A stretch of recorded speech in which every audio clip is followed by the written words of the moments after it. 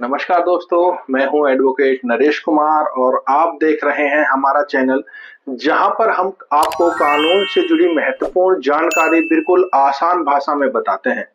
दोस्तों, आज की इस वीडियो में हम एक महत्वपूर्ण सवाल का जवाब देने वाले हैं। आखिर एडवोकेट एक्ट 1961 के अनुसार एक एडवोकेट क्या काम कर सकता है और साथ ही हम यह भी समझेंगे कि एक एडवोकेट कौन-कौन से काम नहीं कर सकता। तो आज की इस वीडियो में हम इन्हीं टॉपिक पर हम बात करने वाले हैं कि एडवोकेट क्या काम कर सकता है, उसकी पावर क्या है और एडवोकेट की जो है वो कानूनी की सीमाएँ क्या हैं कि किन-किन सीमाओं के अकॉर्डिंग उनको काम करना होता है। और अगर कोई व्यक्ति बिना एडवोकेट बने कोर्ट में प्रैक्टिस करता है, तो क्या होगा? उसके ऊपर कौन-सा नियम लागू होगा? क्योंकि बहुत बहुत लोगों के मन में ये सवाल आता है कि क्या एडवोकेट सिर्फ कोर्ट में बहस कर सकते हैं या फिर एडवोकेट कोई भी और काम कर सकते हैं, यानी कि कोई अदर काम भी क्या वो कर सकते हैं? बहुत सारे लोगों के मन में ये क्वेश्चन रहता है। तो आज की इस वीडियो में हम एडवोकेट एक्ट 1961 के आधार पर पूरी जानकारी को समझेंगे कि क्या काम कर सकते हैं, क्या नहीं कर सकते। तो दोस्तों, वीडियो को जरूर देखिए क्योंकि यह जानकारी चाहे आप कानून के छात्र हो या फिर आप नए एडवोकेट हो, अभी रिसेंटली एडवोकेट बने हो या फिर एक आप नॉर्मल इंसान हो, आप सभी के लिए बहुत ही महत्वपूर्ण है क्योंकि आज इस वीडियो में हम सारी टॉपिक पर इस पर बात करने वाले हैं। तो सबसे पहले समझते हैं कि एडवोकेट होता कौन है। एडवोकेट एक्ट के अनुसार सबसे पहले हमें यह जरूरी समझना है कि भाई एडवोकेट कौन होता है, क्या काम करता है। तो एडवोकेट एक्ट 1961 के अनुसार एडवोकेट वह व्यक्ति होता है जो advocate act section 2 sub clause 1 sub clause A के अनुसार एडवोकेट जिसका स्टेट बार काउंसिल में नाम दर्ज होता है और जिसे कानून के अनुसार वकालत करने का अधिकार प्राप्त होता है। अगर हम सरल भाषा में आपको मैं बात करूं तो अगर कोई व्यक्ति एलएलबी की पढ़ाई पूरी कर ले, यानी कि एलएलबी उसकी कंप्लीट हो चुकी है और स्टेट बार काउंसिल में अपना रजिस्ट्रेशन करा ले, तो वह व्यक्ति एडवोकेट बन जाता है। तो आपको बिल्कुल क्लियर भाषा में समझ में आ चुका होगा कि एडवोकेट कौन होता है। अब हम बात करते हैं कि एडवोकेट जो है वो है क्या काम कर सकता है, उसके पास क्या ऑप्शन होते हैं, वह क्या क्या काम कर सकता है। तो एडवोकेट जो है वह कौन-कौन से काम कर सकता है, इसका वर्णन एडवोकेट एक्ट 1961 में जो उसके सेक्शन है 29 और सेक्शन 30 में यह सारी चीजें क्लेरिफाई की गई हैं। तो सेक्शन 29 क्या कहता है? भारत में केवल एडवोकेट को ही कानून की प्रैक्टिस करने का अधिकार है और सेक्शन जो 30 है उसके अकॉर्डिंग एक एडवोकेट पूरे भारत में, चाहे वो सुप्रीम कोर्ट हो या फिर हाई कोर्ट हो, जिला न्यायालय हो जिसको हम डिस्ट्रिक्ट कोर्ट बोलते हैं, ट्रिब्यूनल हो या फिर कोई अन्य कानूनी जानकारी या कोई प्राधिकरण के सामने प्रैक्टिस कर सकता है। तो ये सारी जगह जहां पर भी कानून से जुड़ी चीजें होती हैं, हाई कोर्ट हो सकता है, सुप्रीम कोर्ट हो सकता है या ट्रिब्यूनल हो सकते हैं, डिस्ट्रिक्ट कोर्ट हो, सभी जगह एडवोकेट काम कर सकता है। तो एडवोकेट के जो मुख्य कार्य हैं अब हम समझते हैं कि कौन कौन से एडवोकेट कौन कौन काम कर सकता है, यानी कि एडवोकेट जो है वह कौन कौन से काम कर सकते हैं। सबसे पहले कोर्ट में केस लड़ना। तो एडवोकेट का सबसे मुख्य जो काम होता है अपने क्लाइंट की तरफ से कोर्ट में बहस करना।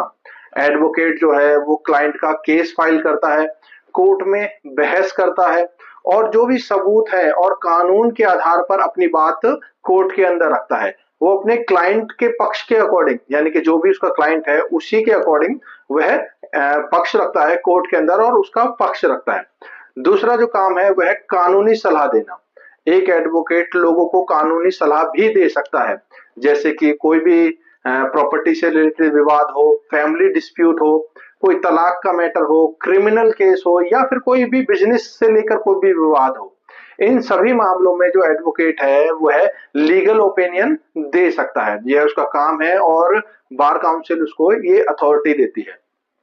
उसके बाद जो थर्ड काम है वह है लीगल नोटिस भेजना।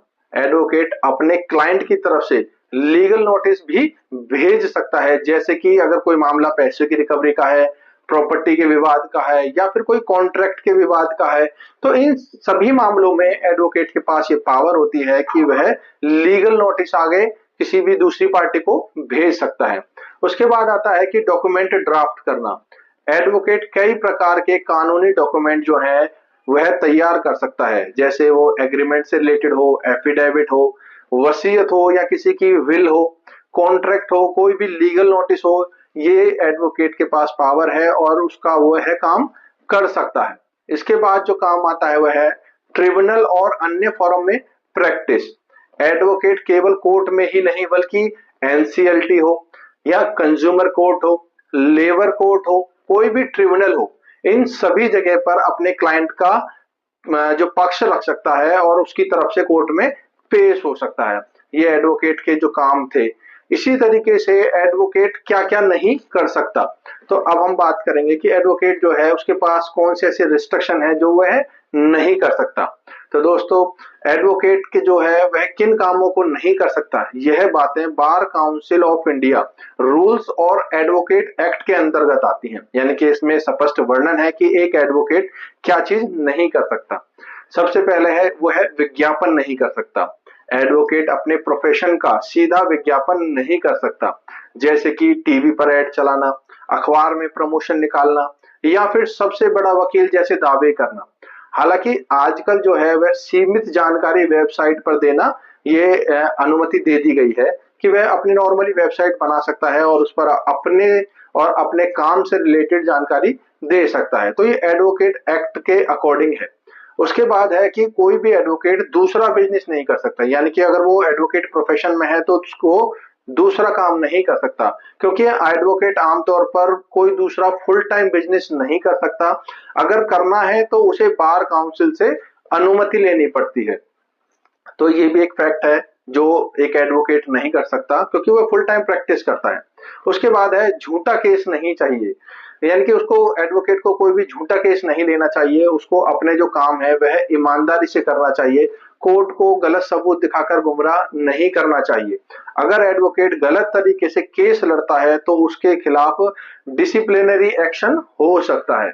यानी कि उसको पता है कि वह गलत कर रहा है, अपने क्लाइंट के को धोखा दे रहा है, तो इस तरीके से किसी भी एडवोकेट को नहीं करना चाहिए। और इसके बाद क्लाइंट के जो पैसे होते हैं, यानी क्लाइंट से जो पैसे लेते हैं, उसका भी गलत इस्तेमाल नहीं करना चाहिए। एडवोकेट को क्लाइंट के पैसे और उसके भरोसे का गलत इस्तेमाल नहीं करना चाहिए। अगर ऐसा होता है तो बार काउंसिल उसको सस्पेंड कर सकती है, उसका लाइसेंस रद्द कर सकती है। क्योंकि अगर कोई भी एडवोकेट की अगर शिकायत करता है बार काउंसिल में तो उसका यह इम्पैक्ट पड़ता है और उसका लाइसेंस कैंसिल किया जा सकता है। इसके बाद आता है बिना एडवोकेट बने प्रैक्टिस करने के जो परिणाम हैं। एडवोकेट एक्ट के अनुसार अगर कोई व्यक्ति एडवोकेट बने बिना अगर वकालत करता है तो वह गैर कानूनी माना जाता है। ऐसे व्यक्ति के खिलाफ कानूनी कार्रवाई हो सकती है और उसे कोर्ट में प्रैक्टिस करने का जो अधिकार है उसको छीना जा सकता है। ऐसे व्यक्ति को कोई अधिकार नहीं होता कोर्ट में प्रैक्टिस करने का।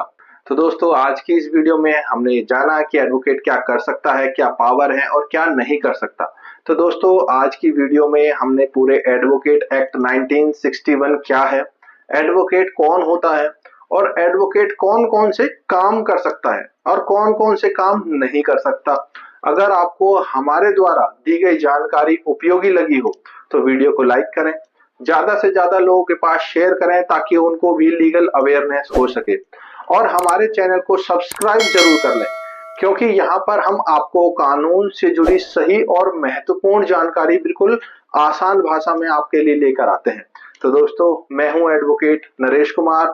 मिलते हैं अगली वीडियो में एक नई कानूनी जानकारी के साथ। लेकिन अगर आपको कोई भी ऐसा डाउट है, कोई भी आप चीज पूछना चाहते हैं, वो आपके अपने केस से रिलेटेड हो सकता है या फिर आपके किसी रिलेटिव के केस से रिलेटेड हो सकता है, तो जल्दी से कमेंट करके पूछ सकते हैं आप। या फिर आप अपने केस के बारे में ज्यादा जानकारी चाहते हैं तो आप हमसे डायरेक्ट अपॉइंटमेंट ले सकते हैं। तो दोस्तों, मिलते हैं अगली वीडियो में। तब तक के लिए थैंक यू वेरी मच।